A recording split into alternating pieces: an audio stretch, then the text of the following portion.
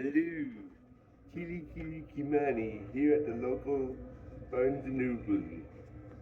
And this time I'm gonna read Lord of the Flies by William Golding.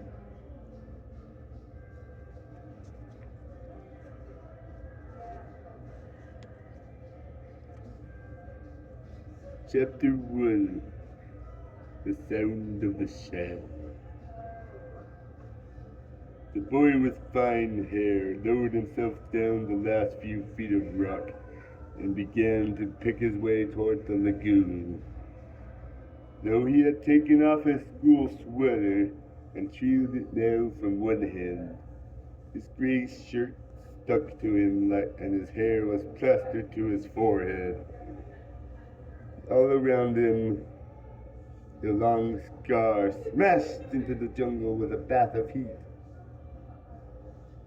He was clambering heavily among the creepers and broken trunks when a bird, a vision of red and yellow, flashed upwards with a witch-like cry, and this cry was echoed by another.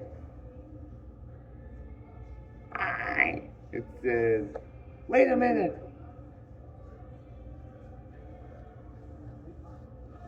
The undergrowth at the side of the scar was shaken, and a multitude of raindrops fell pattering.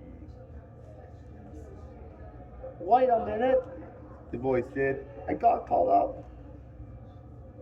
Bear Boy stopped and jerked his stockings with an automatic gesture that made the jungle seem for a moment like the home counties. The voice spoke again.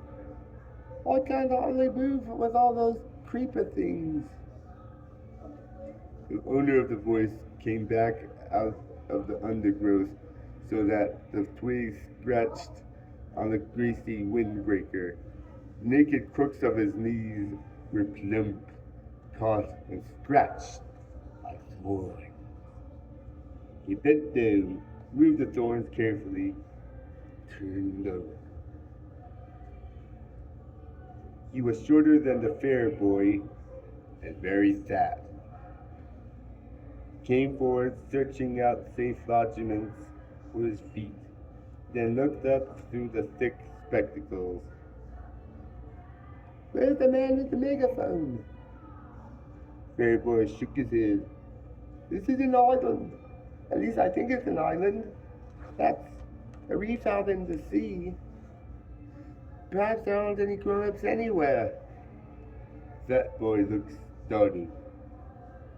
"It was that pilot. He wasn't in the passenger cabin. He was up in front." Fair boy was peering at the reef through screwed up eyes.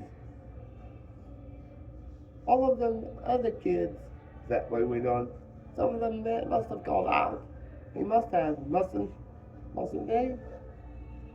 The fair boy began to pick his way as casually as possible toward the water. He tried to be offhand and not too obviously uninterested. The fat boy hurried after him. "Aren't there any grown-ups at all?" "I don't think so."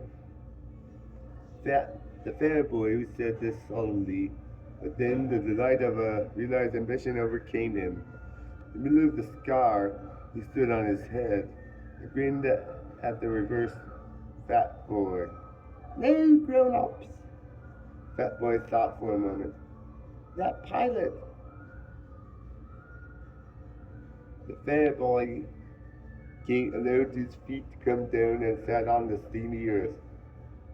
"He must have flown off after he dropped us. He couldn't land here, not on a plane with wheels. He was attacked. He'll be all back all right." The fat boy shook his head. "When you was coming down, I looked through one of the windows, saw the other part of the plane. There were flames coming out of it." He looked up and down the sky. "And this is what the cabin done." The fair boy reached down and touched the jagged edge of a trunk. For a moment he looked interested. "What happened to it?" He he asked. Where's it got to go? Got it to now? That storm dragged it out to sea. It wasn't half dangerous as with all them tree trunks falling. There must have been some kids still in there. He hesitated for a moment, then spoke again.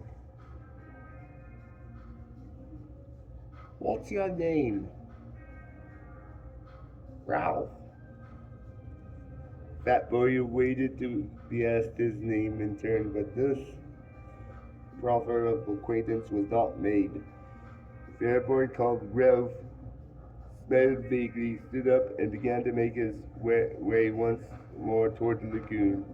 The fat boy hung steadily at his shoulder. I expect there's a lot more of us scattered about. You haven't seen any others, have you? Ralph shook his head and increased his speed. Then he tripped over a branch and came down with a crash. Fat boy stood by him, breathing hard. Why aren't they telling me not to run? He explained. On account of my asthma. Asthma? That's right, I can't catch my breath. I was the only boy in the school who had asthma, said the fat boy with a touch of pride. Well, I've been wearing specs since I was 3. Took off his glasses and held them out to Ralph, blinking and smiling. He then started to wipe them against his grubby windbreaker. An expression of pain and inward concentration altered the pale contours of his face. Smeared the sweat from his cheeks and he quickly adjusted the spectacles on his nose. In fruit. He glanced round the sky. Them fruit, he said. I expect.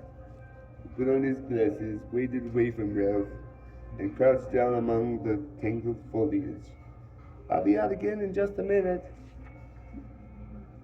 Ralph disentangled himself cautiously and stole away through the branches. In a few seconds, the fat boy's grunts were behind him, and he was hurrying toward the screen that still lay between him and the lagoon. He climbed over a broken trunk and was out of the jungle.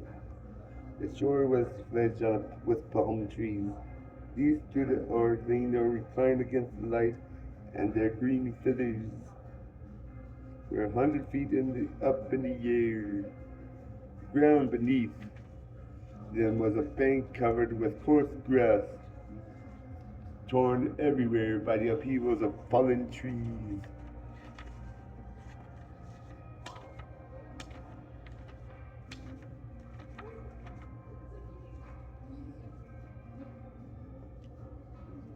Scattered with decaying coconuts and palm saplings. Behind this was the darkness of the forest proper and the open space of the sky. Ralph stood one hand against the gray trunk and screwed up his eyes against the shimmering water. Out there, perhaps a mile away, the white surf flinked on a coral reef, and beyond that the open sea was dark blue. Within a regular arc the lagoon was still as a mountain lake, bare blue of all shades and shadowy green and purple. The beach between the palm tree terrace and the water was a thin stick, endless apparently, for to Ralph's left the perspectives of palm and beach and water drew to a point at infinity, and always, almost visible, was the heat.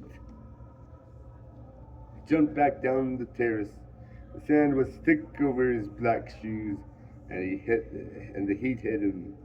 He became conscious of the weight of clothes, kicked the shoes off fiercely, and ripped off his 8 stocking with its elastic garter in a single movement.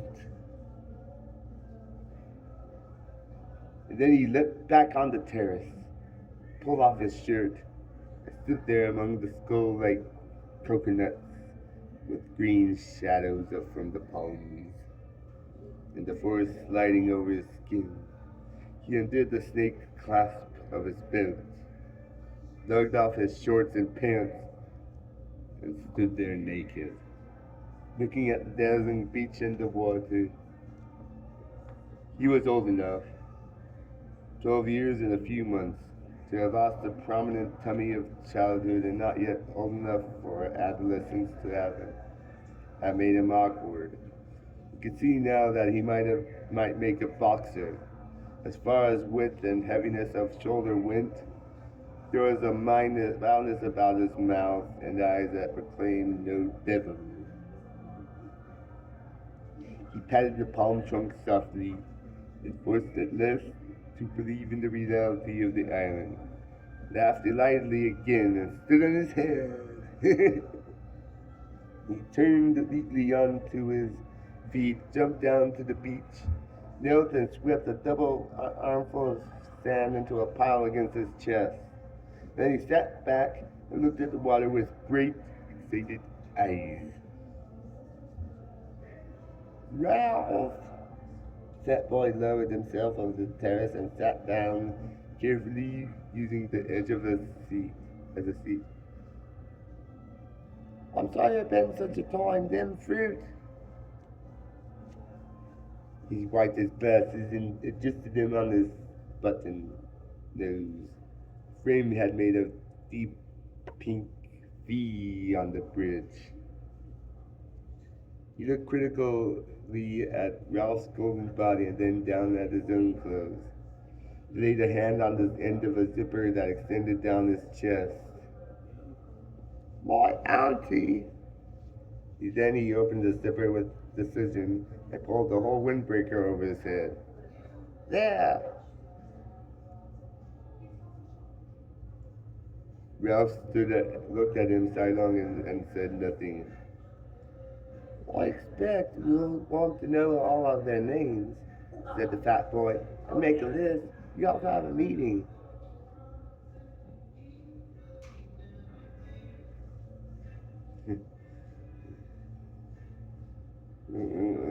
Ralph did not take the hint, so the fat boy was forced to continue. I don't care what they call me, he said confidentially. As long as they don't call me what they used to call me at school. Ralph was faintly interested. What was that? Fat boy glanced over his shoulder and leaned toward Ralph.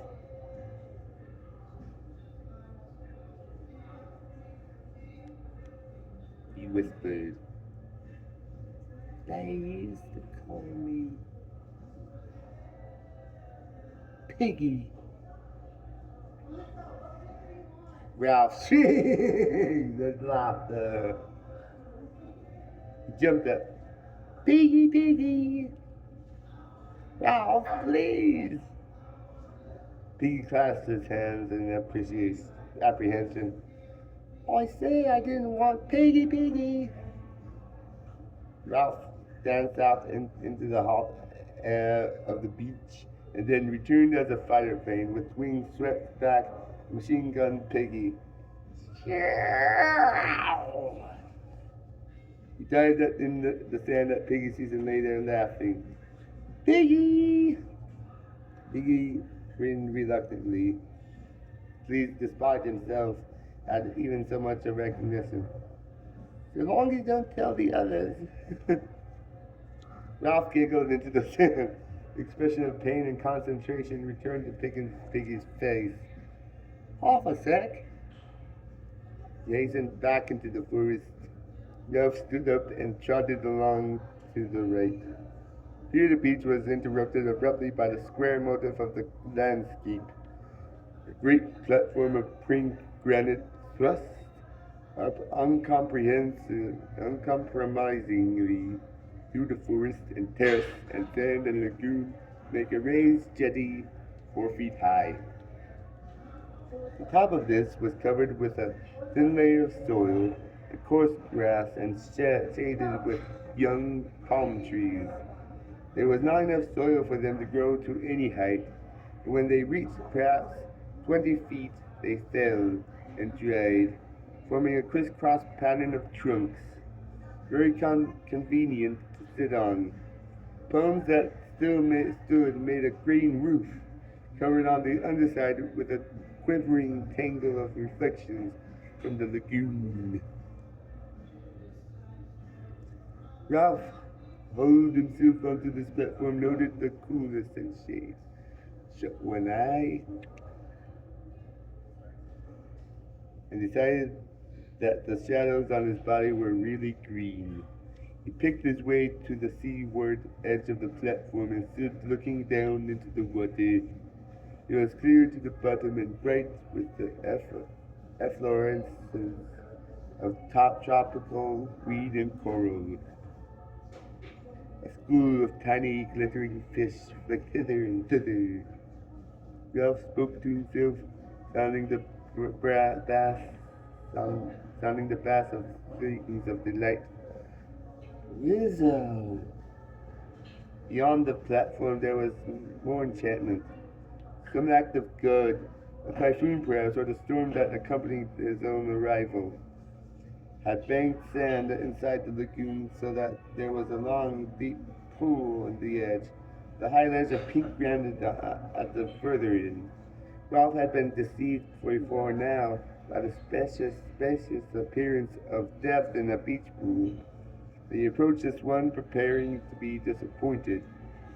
The island ran true to form, and the incredible pool, which clearly was only invaded by the sea at high tide, so deep at one end as to be dark green.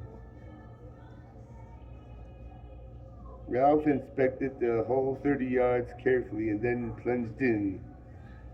The water was warmer than his blood, and he might have been swimming in a huge bath.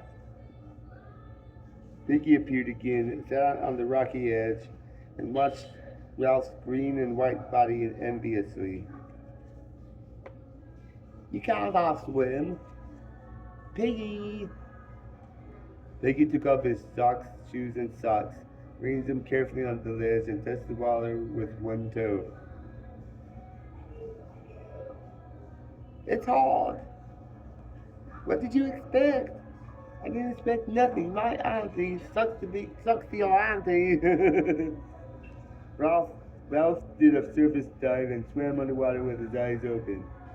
The sandy edge of the pool loomed up like a hillside. He turned over, holding his nose, and a golden light danced and shattered just over his face.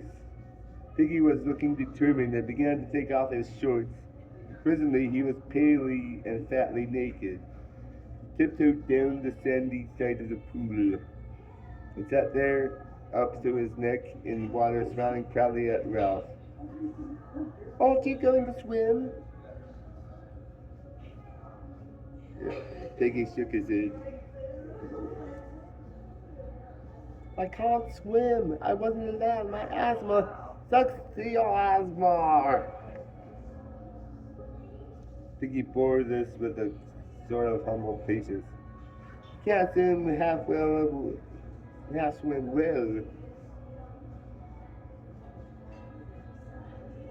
Ralph paddled backwards down the slope, immersed his mouth, blew a jet of water into the air.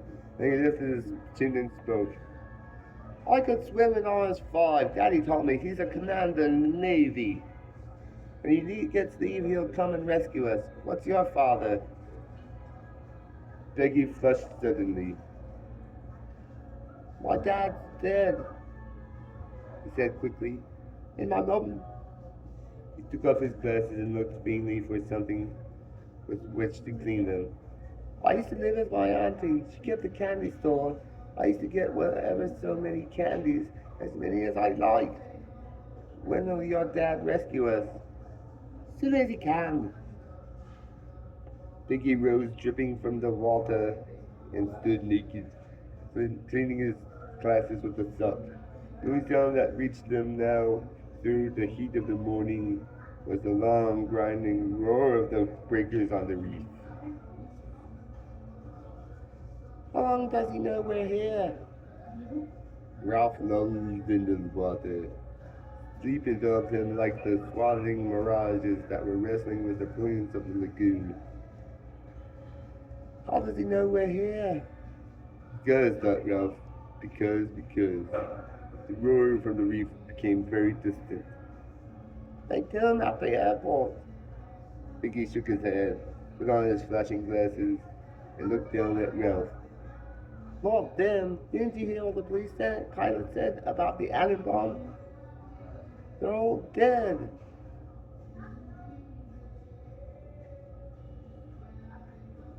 Ralph pulled himself out of the water, stood facing Piggy, and considered this an unusual problem. Piggy persisted. This is an island, isn't it? I climbed a rock, said Ralph slowly, and I think this is an island.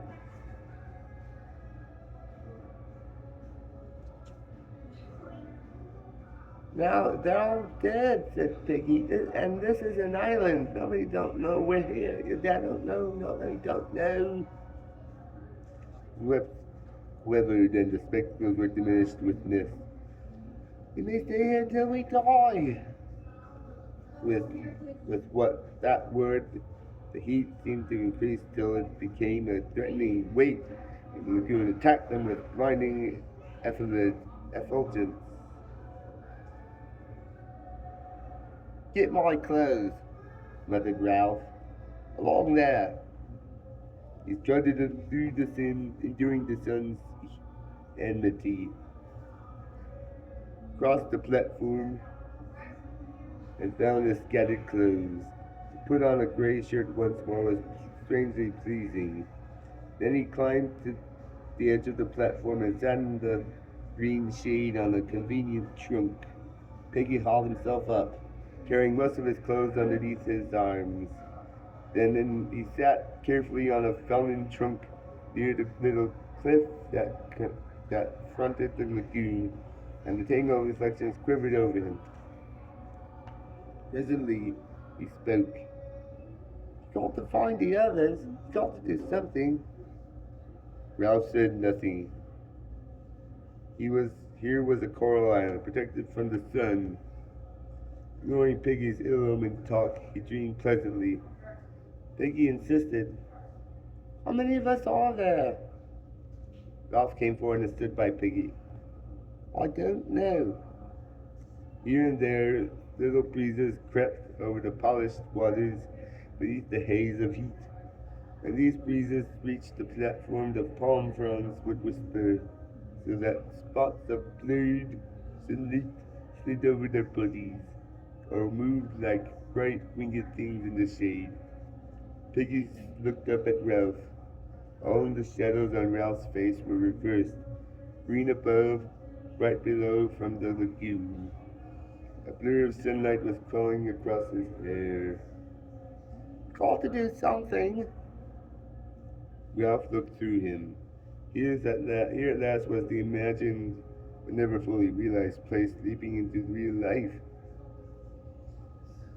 Ralph's lips parted in a delighted smile, and Piggy, taking this smile to himself as a mark of recognition, laughed with pleasure. If it really is an island, what's that? Ralph had stopped smiling and was pointing into the lagoon. Something creamy lay among the ferny weeds. A stone? No. A shell. Suddenly, Piggy was abubble with the decorous excitement. That's right, it's a shell. I've seen one like that before on someone's back wall. Conchi called it. He used to blow in it, and then his mom would come. Ever so valuable. Near to Ralph's elbow, a palm sapling leaned out over the lagoon. Indeed, the ocean wave was already pulling a lump from the poor soil, and soon it would fall. He tore out the stem and began to poke about in the water, while the brilliant fish flicked away on the side, and that Piggy leaned dangerously. Careful, you'll break it. Shut up. Ralph spoke absently. The shell was interesting and pretty, and a worthy plaything. The vivid phantoms of his daydreams were still interposed between him and Piggy, who in this context was an irrelevance. Bone bending pushed the shell among the weeds. Ralph used one of his hands as a fulcrum and pressed down with the other. The shell rose, dripping, and Piggy could make a grab. Now the shell was no longer a thing seen but not to be touched. Ralph too became excited. Piggy babbled, "A conch ever so expensive. I bet if you wanted to buy one, you'd have to pay pounds and pounds and pounds. He had it on his cotton ball, and my auntie." Ralph took the shell from Piggy, and a little water ran down his arm. In color, the shell was deep green, touched here and there with fading pink. Between the point worn away into a little hole, and the pink lip of its mouth lay 18 inches of shell, with a slight spiral twist and covered with a delicate embossed pattern. Ralph shook sand out of the deep tube. "Moved like a cow," he said. He had some white stones too, and a bird cage with a green parrot. He didn't blow the white stones, of course, and he said. Piggy paused for breath and stroked the glistening thing that lay in Ralph's hands. "Ralph!" Ralph looked up.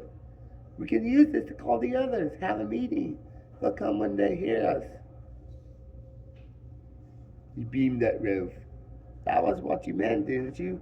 That's why you got the conch out of the shit, Walter?"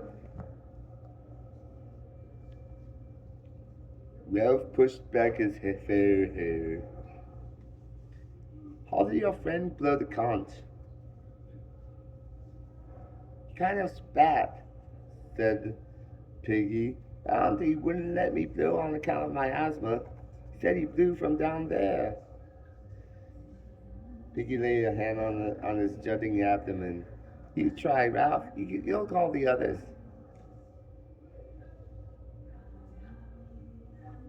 Doubtfully, Ralph laid the small end of the shell against his mouth and blew.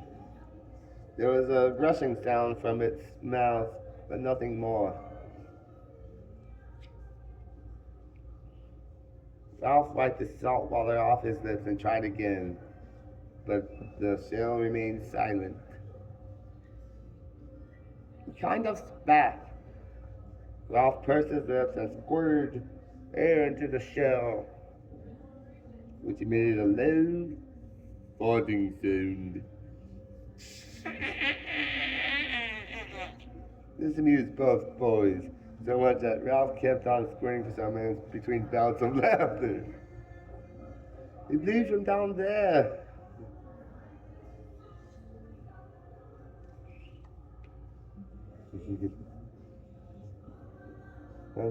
Ralph grasped the idea and hit the shell with air from his diaphragm. Really, the thing sounded. A deep, harsh note boomed under the palms,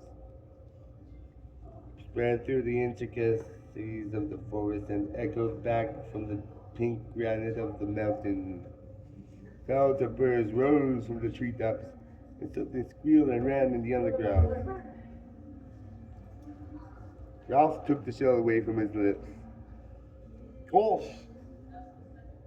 His ordinary voice sounded like a whisper after the harsh note.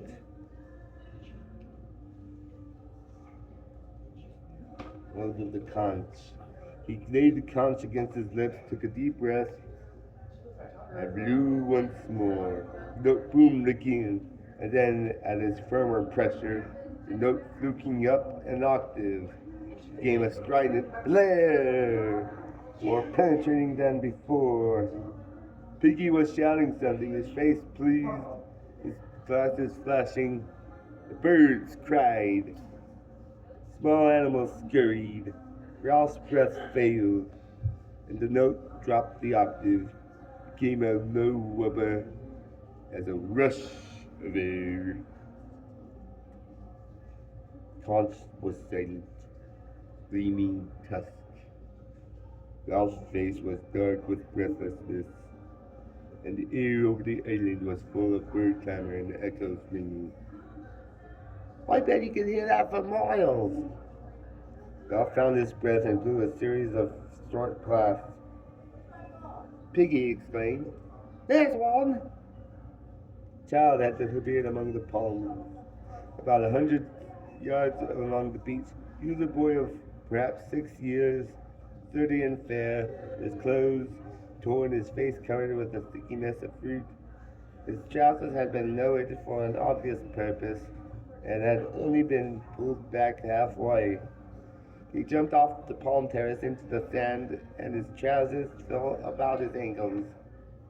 He stepped out of them and trotted to the platform. Piggy helped him up. Meanwhile, Ralph continued to blow till voices shouted in the forest. A small boy squatted in front of Ralph, looking up brightly and vertically. As he received the reassurance of something purposeful being done, he began to look satisfied, and his only clean digit, a pink thumb, slid into his mouth. Piggy leaned down to him. "What's your name?" "Johnny." Piggy muttered the name to himself, and then shouted it to Ralph, who was not interested because he was still blowing. His face was dark, with the violent pleasure of making this stupendous noise, and his heart was making the stretched shirt shake. The shouting in the forest was nearer. Signs of life were visible now on the beach.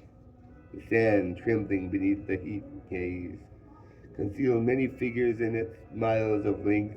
Boys were making their way toward the platform through the hot, dumb sand. 3 small children, no older than Johnny, appeared from startlingly close at hand, where they had been gorging fruit in the forest. A dark little boy, not much younger than Piggy, parted a tangle of undergrowth, walked on to the platform, and smiled cheerfully at everybody. More and more of them came. Taking their cue from the innocent Johnny, he sat down on the fallen palm trunks and waited. Ralph continued to blow short, penetrating blasts.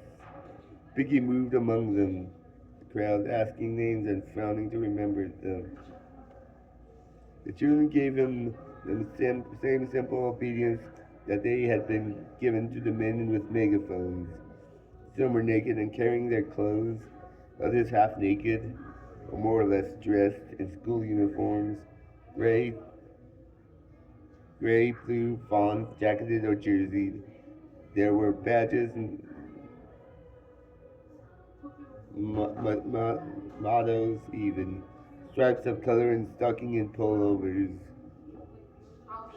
Their heads clustered above the trunks in the green shade, heads muttering.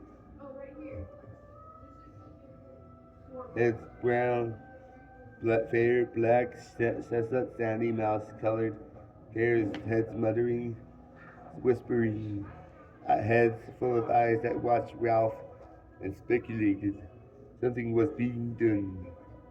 Children who came along the beach, singly or in twos, leapt into visibility when they crossed the line from heat haze to nearer sand. Here the eye was first attracted to a black, bat-like creature that danced on the sand, and only later perceived the body above it. That was the children's shadow, shrunk by the vertical sun to a patch between the hurrying feet. Even while he blew, Ralph noticed the last pair of bodies that reached the platform above a fluttering patch of black. 2 boys, bull-headed, and with hair like tow, flung themselves down and lay grinning and panting at Ralph like dogs. They were twins, and the eye was shocked and incredulous at such cheery duplications. They breathed together, they grinned together, they were chunky and vital. They raised wet lips at Ralph, for they seemed provided with not quite enough skin, so that their profiles were blurred and their mouths pulled open. Piggy bent his flashing glasses to them and could be heard between the glass repeating their names. Sam, Eric, Sam, Eric. Then he got muzzled. The twins shook their heads and pointed at each other, and the crowd left. Alas, Ralph ceased to blow and sat there, the conch trailing from one hand, his head bowed on his knees. As the echoes died away, so did the laughter, and there was silence.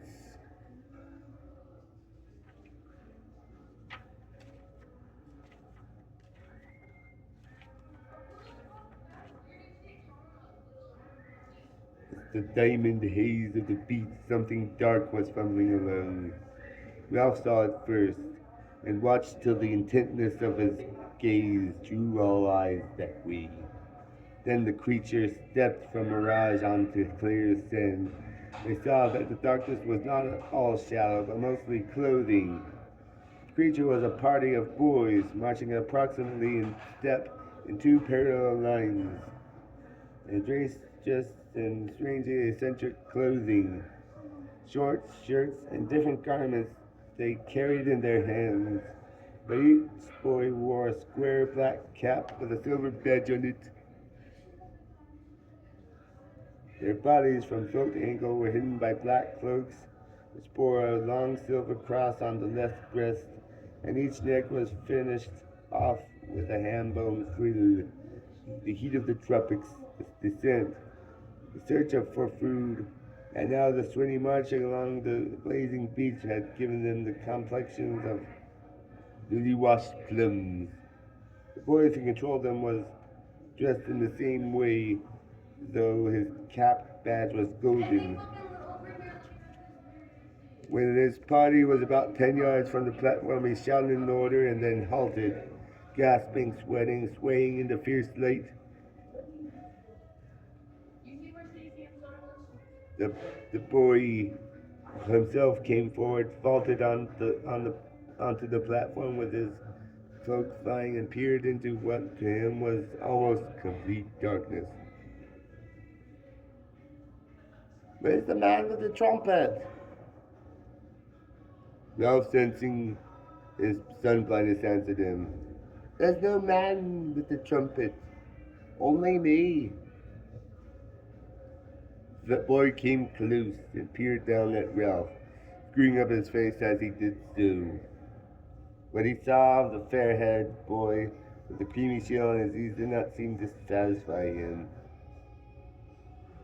He turned quickly, his black clothes circling. Isn't there a ship then? Inside the floating cloak, he was tall, thin, and bony, and his hair was red beneath the bald cap. His face was crumpled and freckled, and ugly without silliness. Out of this face stared two light blue eyes, frustrated now and turning, or ready to turn to anger. Isn't there a man here? Ralph spoke to his back. No, we're having a meeting. Come and join us. A group of cloaked boys began to scatter from close line. The tall boy shouted at them, Quiet, stand still! Warily obedient, the choir huddled into line and stood there swaying in the sun. Nonetheless, some began to protest faintly. But Meridew, please Meridew, can't we? Then one of the boys flopped on his face in the sand and the line broke up. They heaved the fallen boy to the platform and let him lie. Meridew, his eyes staring, made the best of a bad job. All right then, sit down, let him alone. But Meridew! He's always throwing a feint, said Meridew. He didn't give an address in that mountains over the presenter. His last piece of sharp brought sniggers from the choir. who perched like blackbirds on the crisscross trunks and examined Ralph with interest. Piggy asked no names. He was intimidated by this uniform superiority and the offhand authority in Meredith's voice. Shrank to the other side of Ralph and busied with himself with his glasses. Meredith turned to Ralph. Aren't there any grown-ups? No. Meredith sat down on the trunk and looked round the circle. Then we'll have to look after ourselves. Secure on the other side of Piggy, Piggy spoke timidly. That's why Ralph had made a meeting, so that as we can decide what to do. We've had names. That's Charlie, those are two are twins, Sam and Eric. Which is Eric, you know, you're Sam. I'm Sam. I'm Eric. We better all have names, said Riv. So I'm Ralph. We got most names, said Piggy. Got 'em just now. Kids' names, said Meredith. Why shouldn't I be Jack? I'm Meredith. Ralph turned to him quickly. This was the voice of one who knew his own mind. Then, went on Piggy, that boy, forget. You're talking too much, said Jack Meredith. Shut up, fatty. After Ralph, he's not fatty, said Cardoff. His real name's Piggy. Piggy! Piggy! Oh, Piggy! A storm of laughter arose, and even the tiny China joined in. For the moment, the boys were a close circuit of sympathy with Piggy outside. He went very pink, bowed his head, and cleaned his glasses again. Finally, the laughter died away, and the naming continued.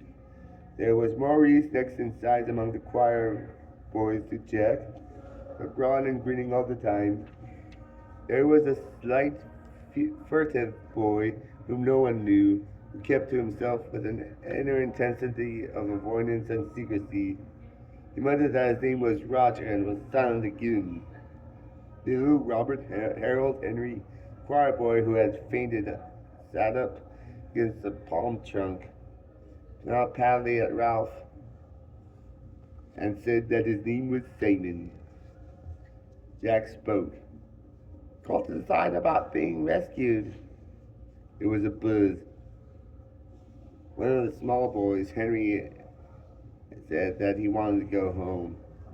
Shut up, said Ralph absently. He lifted the conch. Seems to me we ought to have a chief to decide things.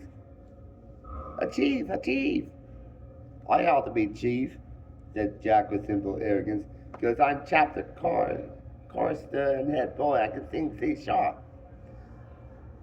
Another buzz. Well then, said Jack, I. He hesitated. The dark boy, Roger, stared at last and spoke up. Let's have a vote. Yes, let's vote for chief. Let's vote. His toy of voting was almost as pleasing as the conch. Jack started in protest, but the clamor changed from the general wish for a chief to an execution by a claim of Ralph for this himself. The boys could have found good reason for this.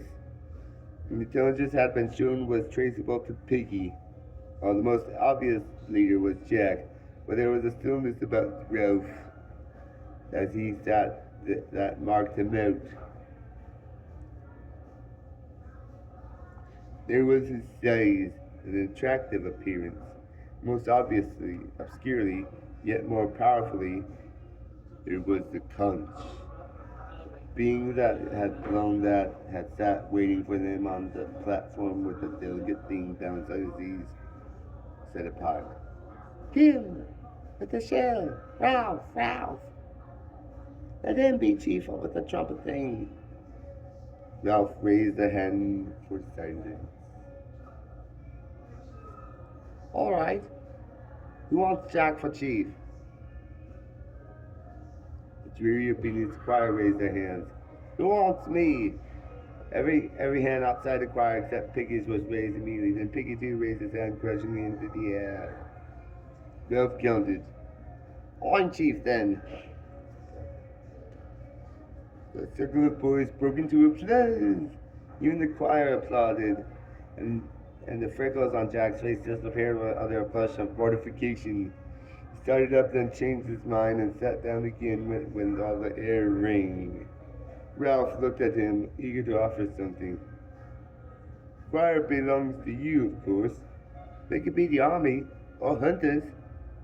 They could be... The sufficient drained away from Jack's face. Ralph waved again for silence. Jack's in charge of the choir. They can be what he wanted them to be. Hunters! Jack and Ralph smiled at each other.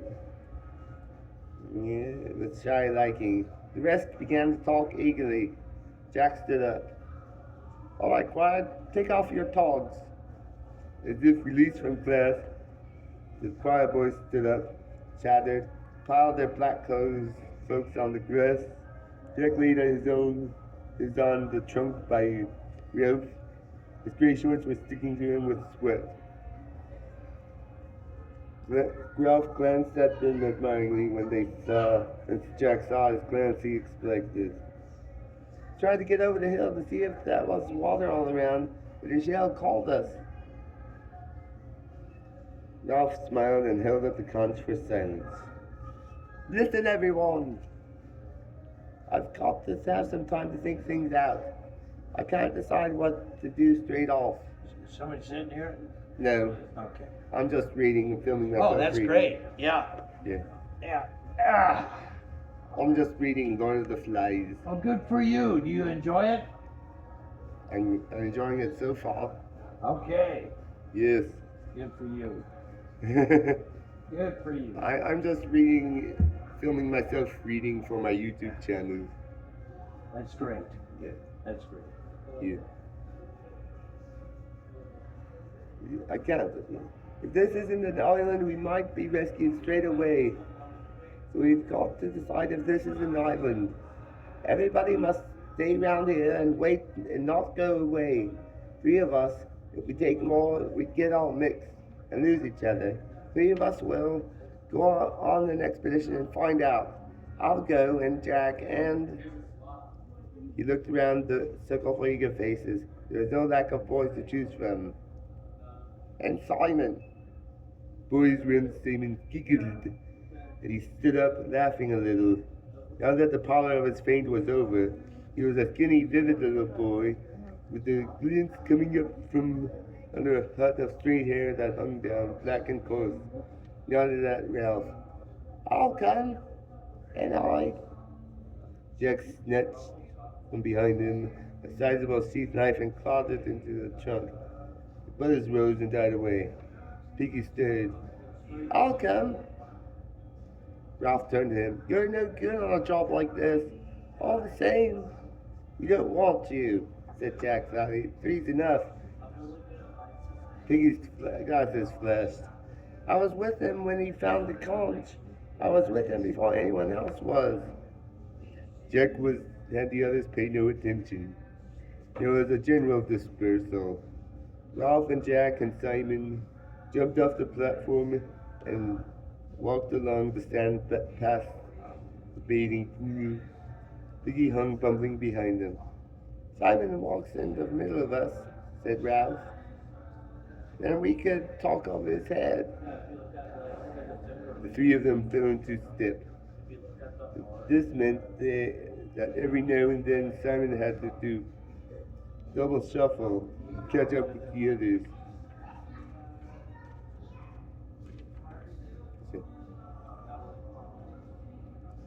Presently, Ralph stopped and turned back to Piggy. Look! Jack and Simon pretended to notice nothing.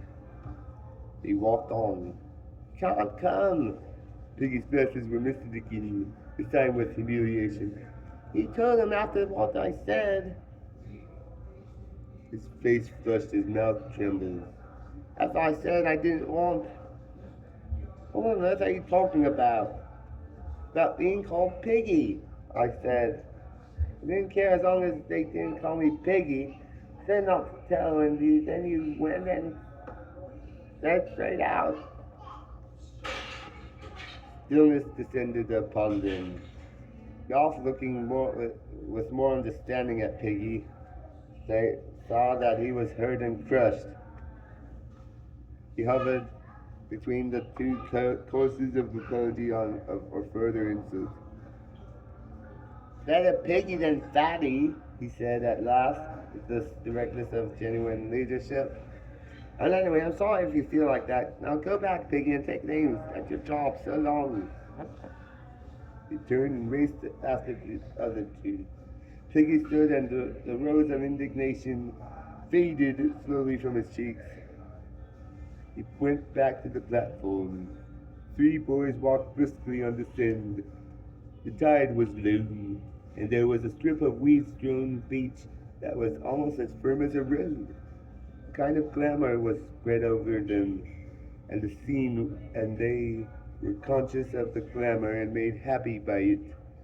They turned to each other, laughing excitedly, talking, not listening. The air was bright.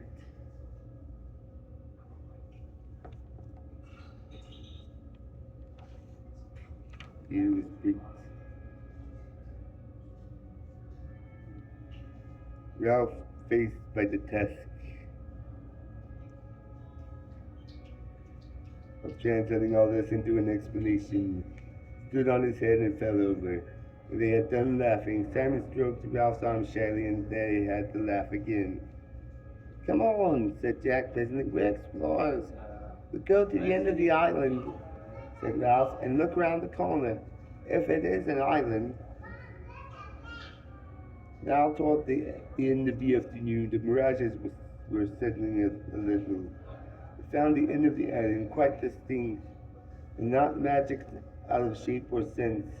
There was a jumble of the usual squareness, one great block sitting out in the lagoon. Seabirds were nesting there. Like icing, said Ralph, on pink cake. Shan't see round this corner, said Jack, because there isn't one. Only a slow curve, and you can see the rocks get worse.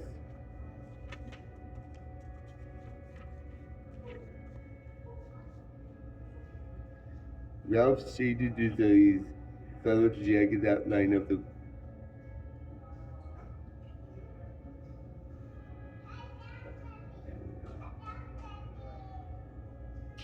mountain. This part of the beach was nearer the mountain than any other that they had seen. We'll try climbing the mountain from here, he said. I should think that is the easiest way.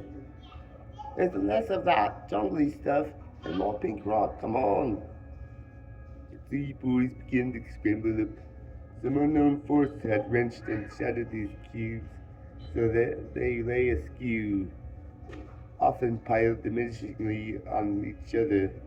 The most usual feature of the rock was a pink cliff surmounted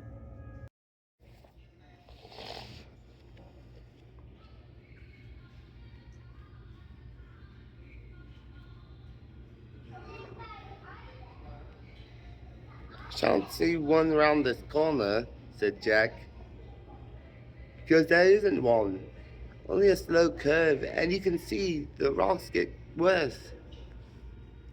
Ralph shaded his eyes and followed the jagged outline of the crags up toward the mountain. This part of the beach was nearer the mountain than any other than they had seen. We'll try climbing the mountain from here, he said. I should think this is the easiest way. There's less of that jungly stuff and more pink rock. Come on. 3 boys began to scramble up. Some unknown force had wrenched and shattered these cubes so that they lay askew, often piled diminishingly on each other. The most usual feature of the rock was a pink cliff surmounted by a skewed block, and that again surmounted, and that again, till the pinkness became a stack of balanced rock projecting through the looped fantasy of the forest creepers. Well, where the pink cliffs rose out of the ground, there were often narrow tracks winding upwards. They could edge along them, deep in the plant world, their faces to the rocks. What made this track? Jack paused, wiping the sweat from his face. Ralph stood by him, breathless. Men? Jack shook his head. Animals. Ralph, Ralph peered into the darkness under the trees. The forest immediately vibrated. Come on! Difficulty was not the steep ascent around the shoulders of Rook, but the occasional plunges through the undergrowth to get to the next pass. Here the roots and stems of creepers were in such tangles that the boys had to thread through them like pliant needles. The only guide apart from the brown ground and occasional flashes of light through the foliage was the tendency of slope, whether this hole, laced as it was, with the cables of creeper, stood higher than that. Somehow they moved up, immersed in these tangles, at perhaps their most difficult moment. Ralph turned with shining eyes to the others. Wacko! Wizard! Moshing! The cause of their pleasure was not obvious. All three were hot, dirty, and exhausted. Ralph was badly scratched. The creepers were as thick as their thighs and left little but tunnels for further penetration. Ralph shouted experimentally, and they listened to the muted echoes. This is real exploring, said Jack. I bet nobody's been here before. You have to draw a map, said Ralph. Only we haven't any paper. You make scratches on bark, said Simon, and rub black stuff in it. Again, the solemn communion of shining eyes in the gloom.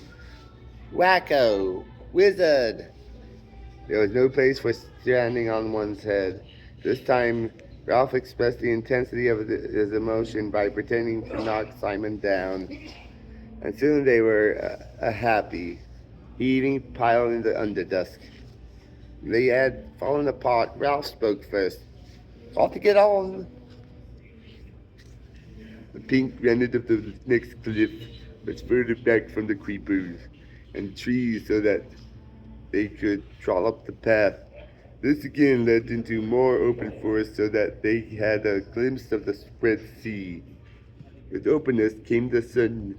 It dried the sweat that had soaked their clothes in the dark, damp heat. At last, the way to the top looked like a scramble over pink rock, with no more plunging through darkness. The boys chose their way through defiles and over heaps of sharp stones. Look! Look! High over this end of the island, the shattered rocks lifted up their stacks and chimneys. This one against which Jack leaned moved with a grating sound when they pushed. Come on! But not come on to the top. The salt of the summit must wait while the three boys accepted this challenge. The rock was as large as a small motor car. Heave! Sway back and forth, catch the rhythm. Heave! Increase the swing of the pendulum. Increase, increase. Come up and bear against that point of furthest balance. Increase, increase. Heave! The great rock loitered, poised on one toe, decided not to return. Weaved through the air, fell, turn over, leapt droning through the air and smashed a deep hole in the canopy of the forest. Echoes and birds flew. White and pink dust floated. The forest further down shook as with the passage of an enraged monster. Then the island was still. Wacko, like a bomb. Wee-ow! Not for 5 minutes could they drag themselves away from this triumph, but they left at last. The way to the top was easy after that. As they reached the last stretch, Ralph stopped. Golly! They were on the lip of a circular hollow in the side of the mountain. This was filled with blue flower, a rock plant of some sort, and an overflow hung down the vent and spilled lavishly among the canopy of the forest. The air was thick with butterflies, lifting, fluttering, settling. Beyond the hollow was the square top of the mountain, and soon they were standing on it. They had guessed before that this was an island, clambering up among the pink rocks with the sea on either side and the crystal heights of air. They had known by some instinct that the sea lay on every side, but there seemed something more fitting in leaving the last word till they stood on the top and could see a circular horizon of water. Ralph turned to the others. This belongs to us. It was roughly boat-shaped, humped near this end with behind them the jumbled descent to the shore. On either side, rocks, cliffs, treetops, and a steep slope. Forward there, the length of the boat, a tamer descent, tree-clad with hints of pink, and then the jungly flat of the island, dense green, but drawn at the end to the end of a pink tail. There, where the water petered out in water, was another island, a rock almost detached, standing like a fort, facing them across the green with one bold pink bastion. The boys surveyed all this, then looked out to sea. They were high up and the afternoon had advanced. The view was not robbed by sharpness by mirage. That's a reef, a coral reef. I've seen pictures like that. The reef enclosed more than one side of the island, lying perhaps a mile out and parallel to what they now thought of as a beach, their beach. The coral was scribbled in the sea as though a giant had been bent to reproduce the same shape of the island. It a flowing chalk line, but tired before he had finished. Inside was peacock water, rocks and weeds showing as in an aquarium. Outside was the dark blue of the sea. The tide was running, so that long streaks of foam tailed away from the reef, and for a moment they felt that the boat was moving as steadily astern. Jack pointed out, "That's where we landed." Beyond falls and cliffs, there was a gash visible in the trees. There were the splintered trunks, and then the drag, leaving only a fringe of palm between the scar and the sea. There, too, jutting into the lagoon, was the platform, with insect-like figures moving near it. Ralph sketched a twining line from the boat spot on which they stood down the slope, a gully through flowers, round and down to the rock where the scar started. That's the quickest way back. Eyes shining, mouths open. Triumphant, they savored the right of domination. They were lifted up, were friends. There's no village smoke and no boats, said Ralph Wisely, We'll make sure later, but I think it's uninhabited. We'll get food, cried Jack. Hunt, catch things until they fetch us. Simon looked at them both, saying nothing but nodding, till his black hair flopped backwards and forwards. His face was glowing. Ralph Looked down the other way where there was no reef. Steeper, Said Jack. Ralph made a cupping gesture. That bit of forest down there. The mountain holds it up. Every point of the mountain held up trees, flowers and trees. There the forest stirred, roared, flailed. Near acres of rock flowers fluttered. For half a minute, the breeze grew cool on their faces. Ralph spread out his arms. All ours! They laughed and tumbled and shouted on the mountain. I'm hungry. When Simon mentioned his hunger, the others became aware of theirs. Come on, said Ralph. We found out what we wanted to know. They scrambled down the rock slope, dropped among flowers, and made their way under the trees. Here they paused and examined the bushes around them curiously. Simon spoke first. Like candles, candle bushes, candle buds.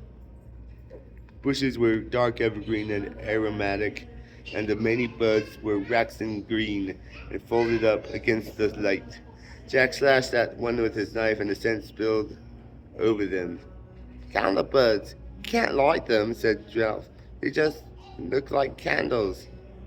Green candles, said Jack contemptuously. We can't eat them. Come on. They were in the beginnings of the thick forest, plonking with their weary feet on the trek, when they heard the noises, squeakings, and the hard strike of hoofs on the path. As they pushed forward, the squeaking increased till it became a frenzy.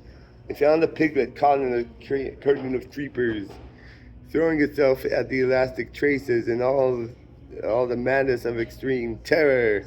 Its voice was thin, needle-sharp, and insistent.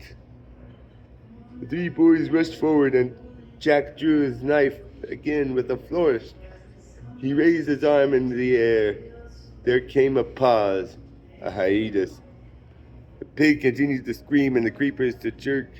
The blade continued to flash at the end of a bony arm. The pause was only long enough for them to understand what an enormity the downward stroke would be. Then the piglet tore loose from the creeper and scurried into the undergrowth. They were left looking at each other in the place of terror. Jack's face was white under the freckles. He noticed that he still held the knife aloft and brought his arm down, replacing the blade in the sheath. Then they all three laughed ashamedly and began to climb back to the track. I was choosing a place, said Jack. I was just waiting for a moment to decide where to stab him.